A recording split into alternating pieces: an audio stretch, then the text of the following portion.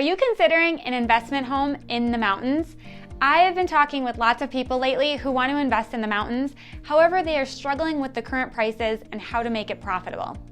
So here are some things we factor in when evaluating a mountain home that we don't usually factor in on other investments. Hi, I'm Jamie Flanagan with eXp Realty. So the first thing to consider is how much are you currently spending on vacations to the location that you're investing in. I believe you should factor this expense in because if you plan to use your home for personal use, this can be a pretty significant savings. I know Brad and I were paying $3,500 to $5,000 a week to book a home for 6 people, and we didn't always know in advance when we could all travel together. So we were also left with minimal or no options. We now own a home in Winter Park, and we block dates in advance for our family to use.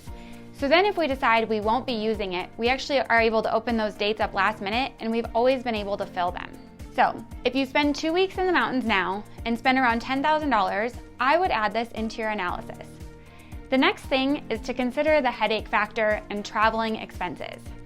If you are currently hauling ski gear or renting ski gear because traveling with it is just too much work, factor in using your new home for storage. Most homes in the mountain towns already include locking owner's closets, or you can easily make a closet inaccessible for guests and store your skis there.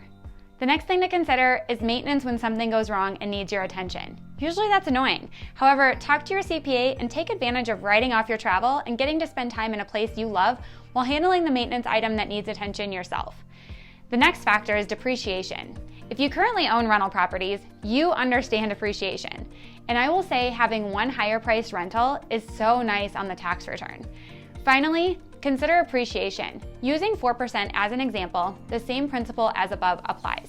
4% annual appreciation on $1 million versus managing $10,000, $100,000 properties for that same 4% return just feels better.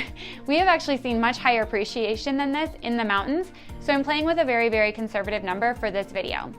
We've also successfully owned and operated multiple vacation homes in the mountains, and I'd love to be your go-to resource for your perfect vacation rental in the Colorado Rocky Mountains.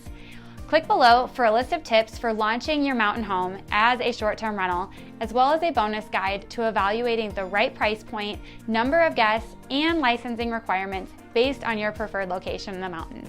Thanks so much. See you soon.